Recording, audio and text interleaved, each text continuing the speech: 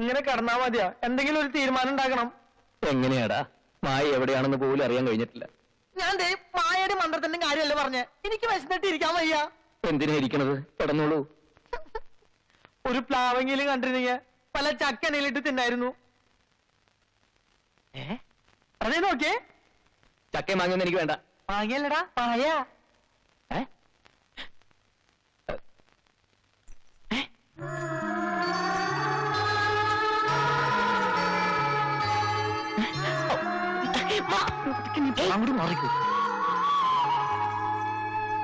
ഞാനൊരു കാര്യം പറയട്ടെ.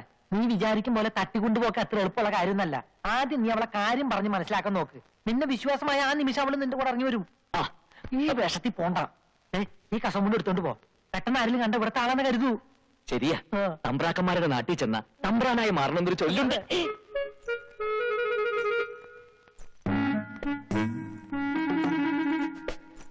എന്നെ കുറിച്ച് അവളോട് പറയണ്ടല്ലോ. നിനക്ക് ഓർമ്മയുണ്ടല്ലോ. എന്ത് തമ്പുരാനെ? എന്നൊന്ന് പറഞ്ഞേ. ഈ മണ്ട ശിരോമണി. ഓ അതല്ല, ഇവിടുത്തെ മണ്ട ശിരോമണികൾക്കിടയിൽ സംസ്കൃതത്തിൽ അപാര പാണ്ഡിത്യമുള്ള സംസ്കാര സമ്പന്നനും നിഷ്കളങ്കനുമാണ് ഈ തമ്പുരാൻ. ഓക്കെ ഓക്കെ ഓക്കെ എന്നവാ അവളെ തറയി. ക്ഷേത്ര ദർശനത്തിന് പോവുകയാവും അല്ലേ? എന്നെ തീരെ മനസ്സിലെന്നുണ്ടാവൂല്ലേ? എന്താന്ന് വെച്ചാ വേഗം പറയണം. എന്താ? ഈ കൊട്ടാരത്തിലെ വലിയ മണ്ട ശിരോമണി. സംസ്കാരത്തിൽ താര, പാണ്ഡിത്യത്തിൽ സംസ്കാര ശൂന്യൻ. എന്നെ കൊണ്ടൊന്നും പറയാൻ പറ്റൂല.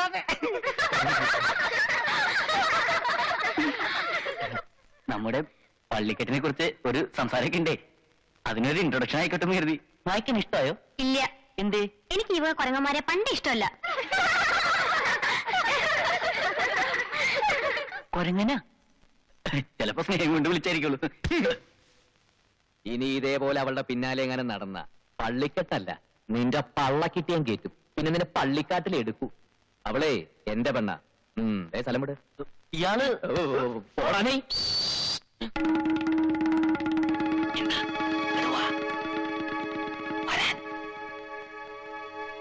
എന്താ? ഇനി അങ്ങോട്ട് പോണ്ട.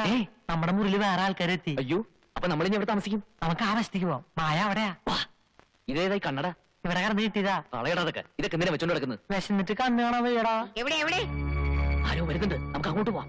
ഇവിടെ ഇവിടെയൊന്നും ആരെയും കാണാനില്ലല്ലോ. ഇവിടെ വെച്ച് അവൻ എന്റെ കഴുത്തിന് പിടിച്ചു കളിയത്. ആരാ അവൻ? ഞാൻ ആദ്യം കാണുക.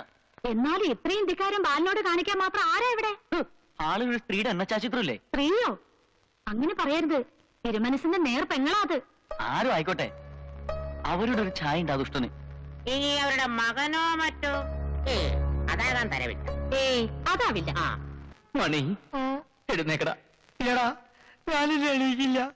വിശന്ന് ഹൃദയം പൊട്ടി ഞാനിപ്പോ ചാകും. വിശന്നിട്ട് ഹൃദയം പൊട്ടി ഇന്നേവരാരും ചത്തിട്ടില്ലടാ. അവസാനമായി എനിക്കൊരു ആഗ്രഹമുണ്ട്. നീയുമായി സുഖമായി ജീവിക്കണം. നിങ്ങൾക്ക് ജനിക്കുന്ന കുഞ്ഞിന് എന്റെ പേര് ഇടണം. അത്രയും വേണോടാ? എടാ, നിന്നെ പോലെ തന്നെയല്ലേ ഞാനും. എനിക്ക് വിശക്കുന്നില്ലേ? കുറച്ചൊക്കെ സഹിക്കണോടാ. എന്റെ തന്ത ചത്ത ഞാൻ സഹിക്കും. വിശപ്പ് സഹിക്കാൻ പറ്റില്ലടാ. പണ്ടോറങ്ങാൻ എനിക്ക് പലതും കിട്ടുമെന്ന് നോക്കാം. വാടാ.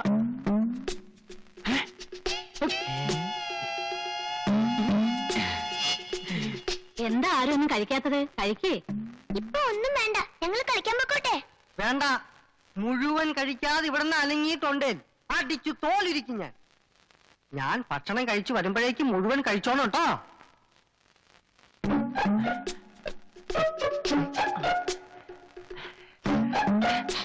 മാമന്മാരെ മനസ്സിലായ മക്കളെ? ഇങ്ങനെ ചോദിച്ചാൽ കുട്ടികൾക്ക് മനസ്സിലാവില്ല. നമ്പൂരി ഭാഷ ചോദിക്കണം. എങ്കിൽ എഴുന്നള്ളിക്ക്. മാമന്മാരെ മനസ്സിലായ അമ്മയാക്കൾക്ക്. ശവം മാറി. നിങ്ങൾക്ക് ആഹാരം കഴിക്കണ്ടേ? കഴിച്ചാൻ പോണോ? ആഹാരം കഴിച്ചിട്ട് നമുക്ക് കഴിച്ചാൻ പോവാ. ആഹാരം കഴിക്കണ്ട എങ്ങനെയെന്ന് മാമൻ കാണിച്ചു തരാ.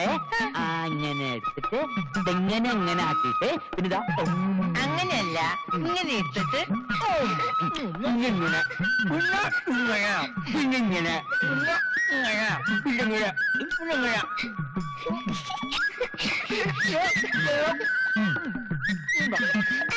ഇങ്ങനെ ശരിക്കും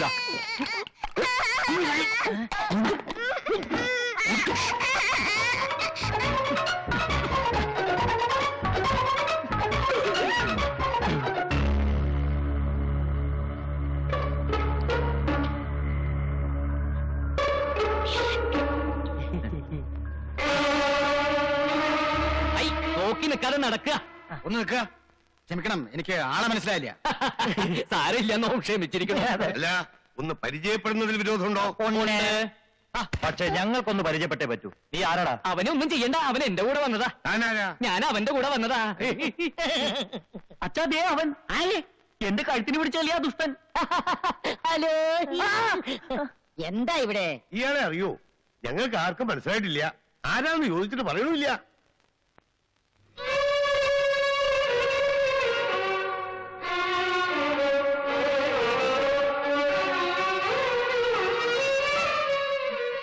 ഇത്രയും നേരം ഞാനിവിടെ പ്രതിമ പോലെ നിന്നു കൊടുത്തു. ഒരാളെങ്കിലും എന്നെ തിരിച്ചറിയുന്ന പ്രതീക്ഷിച്ച്. ഇവർക്ക് ആർക്കും എന്നെ മനസ്സിലാവാത്ത സ്ഥിതിക്ക് ഇനി ഞാനിവിടെ നിൽക്കുന്നില്ല, അർത്ഥമില്ല. അതെ, ഒരു നിമിഷം പോലും നോമ ഇവിടെ നിൽക്കില്ല. നടക്കുക, അങ്ങോട്ട് മാറുക. നിൽക്കുക.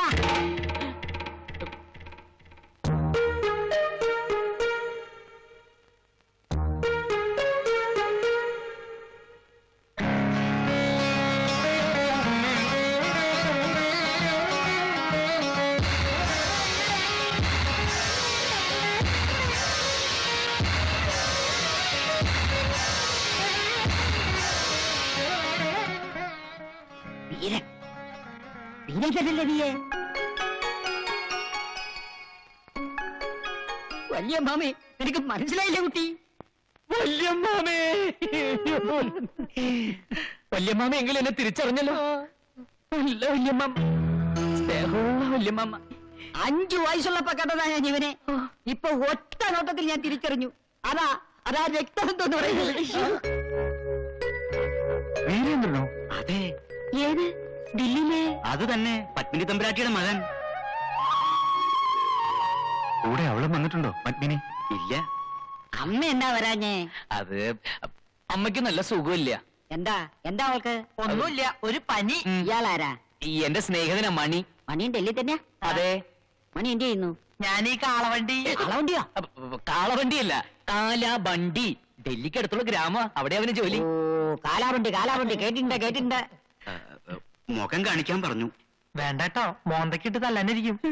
വരിക, തിരുമനസ് കാത്തിരിക്കുക.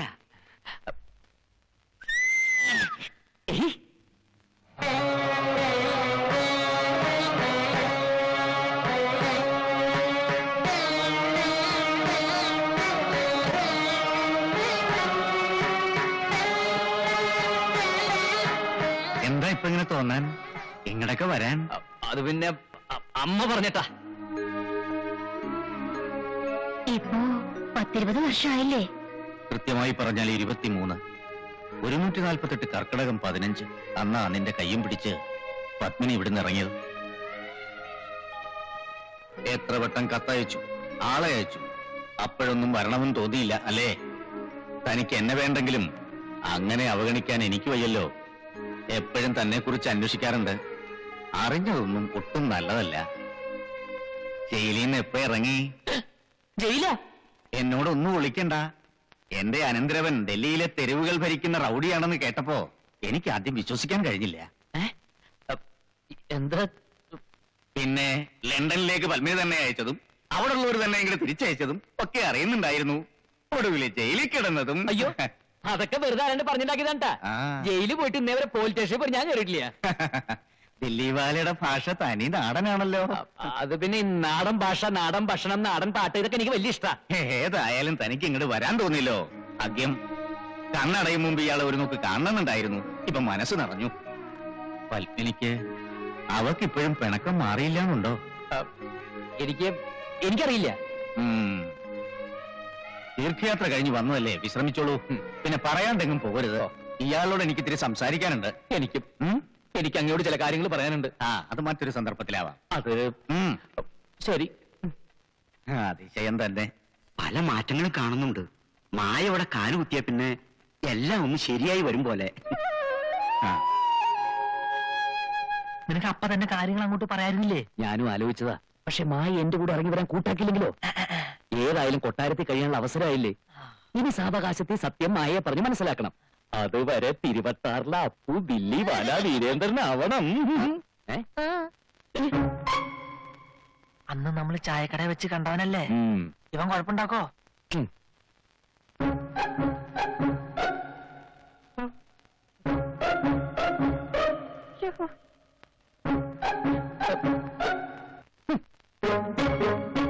ഹിന്ദി തീരെ വശമില്ലല്ലേ ഹിന്ദിയിൽ ഇങ്ങനെ കാണിച്ച അടുത്തേക്ക് വരിക എന്നാണ് അർത്ഥം. മലയാളത്തിൽ ഇങ്ങനെ കാണിച്ചാലും അത് തന്നെ അർത്ഥം.